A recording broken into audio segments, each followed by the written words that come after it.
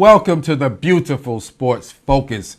Yes, I don't know why you laugh every time I say that. Beautiful Sports Focus. Beautiful Sports Focus. Got two beautiful people on the show, and we're going to talk about some sports.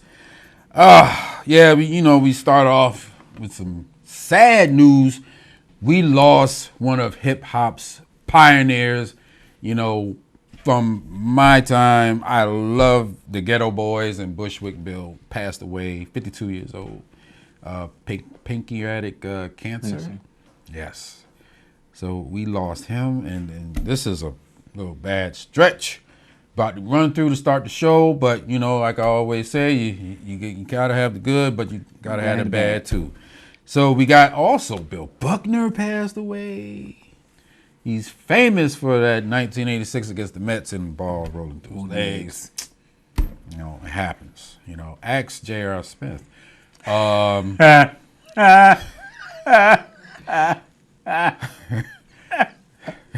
Mistakes happen. You know, you more you play sports, an accident like that will happen. We also lost an all-time NFL great, Bart Starr, Green Bay Packer great.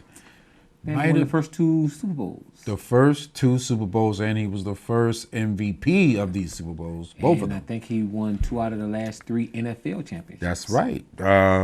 You know, he's what you guys know as what the Patriots are now. Bart Starr and the Green Bay Packers were that team. Winning, going to the thing every year. Always beating our Cowboys in consecutive NFL championship games. Yeah. Never could get over the hump. We'll talk about that another time. I believe that Bart Starr was about 83, 85 years old. So, and it's going to be, make sure you watch that first game of the season because the Bears and the Packers are the Thursday game. This is the 100th year of football. Oh, and now let's get to some exciting news. Yes, Andy Ruiz. Now, I remember talking about the brother right here, the swole 19-pack brother, Joshua. You know what I'm saying? I remember. Now, then he going to lose to the no-pack brother, the Mexican brother, who got some chi-chis and some boobies and some side handles. But he ended up knocking out the guy that looked like a Greek god. So don't get it twisted. De Ruiz is a hell of a fighter, number one. Just because, you know, the body, because, you know, we used to see him. Like he was at Taco Bell instead of the gym. He looked like he was at damn Taco Bell, McDonald's, Burger King, Subway, you know, and then go and top it off and get a salad. But with a Diet Coke. a Diet Coke, which is even worse. But he knocked him out. He knocked out Joshua in the 7th round. I was not surprised. I don't know if you got a chance to see the fight or see even Ruiz fight.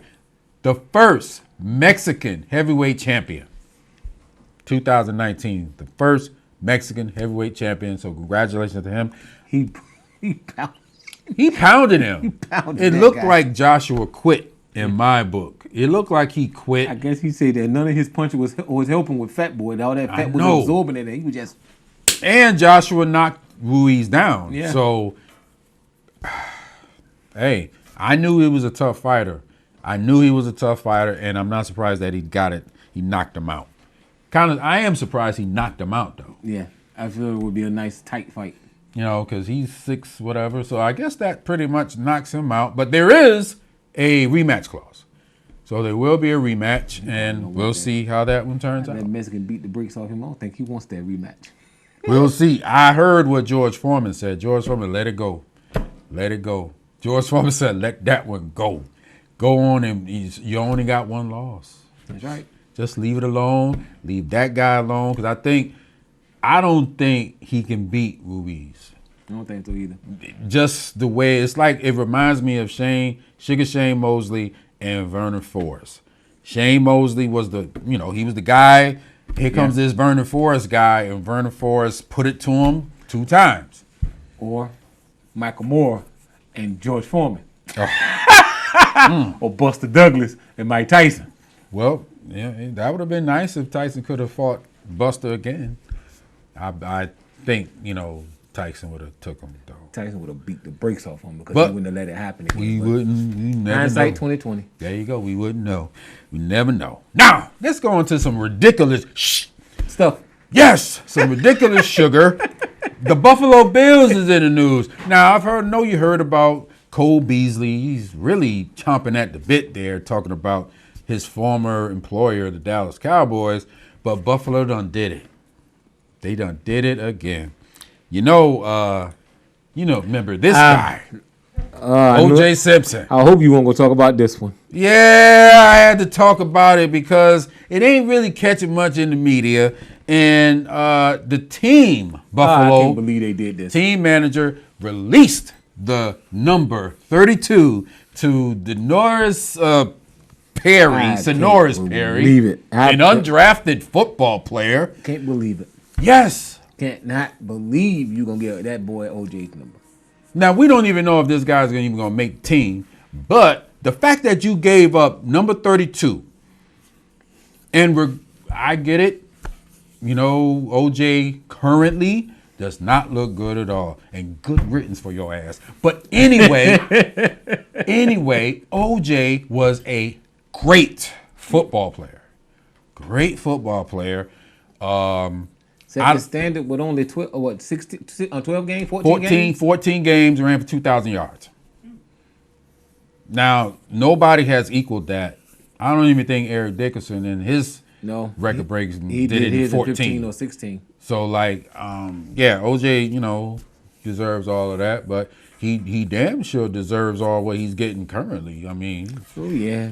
You can't be that dumb and breathe. But then again, I guess you can. You can, because he's living. Give a great number like that. Yes. Buffalo, thumbs down. Shame on you. And if he makes the team and he gets in the game, that's going to be so awkward.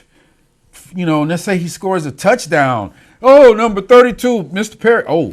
That doesn't even sound right with Buffalo. Bills. Damn well them people going to be like, oh. Mm-hmm. Oh. It's going to be ugly. Good job, Buffalo. I'm sure you're going to have a hell of a season. We better whoop their ass. Cowboys. We better put it to them. Let's keep it moving. We got the NBA Finals. Yay. We can't read. Man. The NBA Finals. I'm hunting down all those people who say they didn't need KD. I'm hunting them down. Well, I tell you what.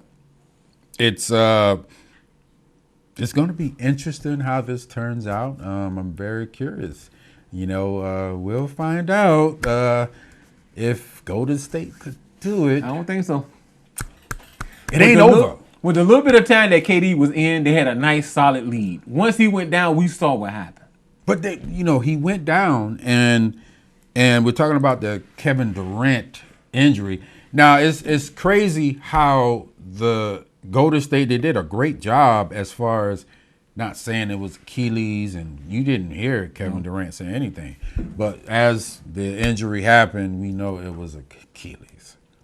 Because, I mean, the Achilles affects everything, going up. So they could say it was a calf all they want. If it was a ruptured Achilles, that means you can't walk on it because there's nothing there. Yeah. So we know what happened. Yeah. But he dropped to the floor a little bit too quick. Because as soon as he planted, tried to drive, and he just poop, and the way he just dropped that ball, right. Yeah, he was done. Breaking news: it's a ruptured Achilles. They, did the MRI and they had the surgery. Success. Mm-hmm. A lot of people are saying that he shouldn't have played. His team needed him, and I think they pushed him in a little bit. I think that it was his ultimate decision, but I think he went in a little bit too early. Do you think he should have played? I don't think so. No. It's hard to say because everybody's going to say your team needed you. If you were healthy enough to play, you should have played because that would have been the storyline. Mm-hmm. If he was healthy enough to play, he didn't play. Then everybody said, well, his animosity against Steph Curry and this and that and blah, blah, blah. You can tell that there's no chemistry. It would have played a whole different way in the media.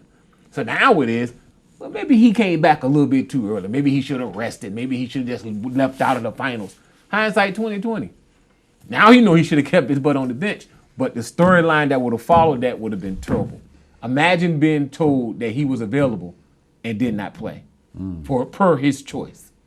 Can you imagine the media windstorm on that one, on firestorm on that one? So I don't think he should have played. I would have kept my bunch on the bench knowing that I'm about to go into a free agency year. I want to go in healthy. But then again, what happens in summer camp or you in preseason or something else like that, and this happened and then your whole season's ruined. No. So I don't know. I think Mr. Durant, I think he should have played if he was healthy.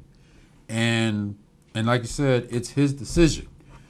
You're there to win championships, and they are in the finals. Now, if this was the regular season, I don't think it would have been a question. No. He wouldn't have played. Nope. He wouldn't even try to come back. Nope. But since this is the finals, and if he feels... one game from elimination? Yeah, and it's, and it's 3-1, and they're down, and, this is it.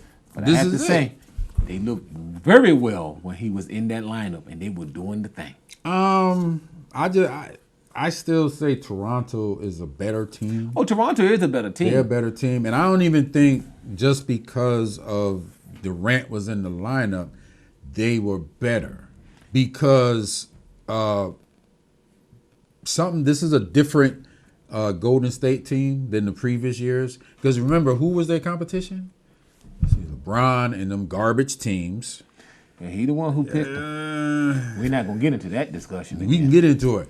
Them garbage teams. This is the best team that nobody Golden tell him State, to let Kyrie go. This is he decided to leave. That ain't LeBron's decision. Because he was a punk. That's why. Who's the top dog? He was a punk. That's why. I would have left too. I would have left too. Then where's Kyrie now? If it wasn't for me and making the shots in the third when you was ice cold, we wouldn't have won that championship. So guess what? I'm leaving. You want to take all the credit, so I'm out. Where's the Kyrie now? I'm out. Where's Kyrie? And where's LeBron? He went to a whole nother team. Yeah, he went to LA, and what did he do? But his status is here.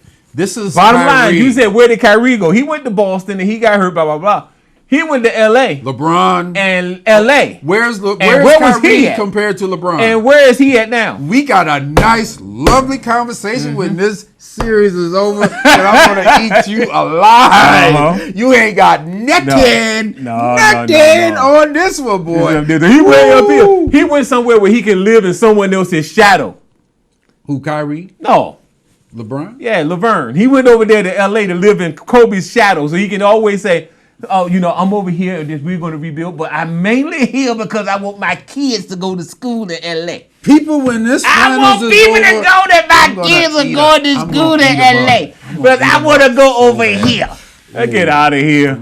He's a punk. I'm going to need me an apron and a napkin because your ass is done. Done, son. Punk. But back to Mr. Durant now. I think the media, they was questioning his heart a lot. I think they were dead wrong for that. Because if he can't play and this running and playing with that injury, just because Golden State didn't come out and say it's an Achilles, okay, that's gamesmanship. We don't need to tell the other team that, he possibly can't come back or he can come back or whatever it is. Yeah. KD, is going to be tough, but wherever he goes, he's going to get the max contract because as of right now, he's still the best player in the NBA. But Kawhi is pushing it, Jack. With this postseason, Kawhi is pushing it. So you think Toronto's still going to win? Yeah. He's quiet and deadly. He's quiet and deadly. Folks, that's all the time we have. Thank you for joining us, and we'll see you next time. Peace. That sounds good.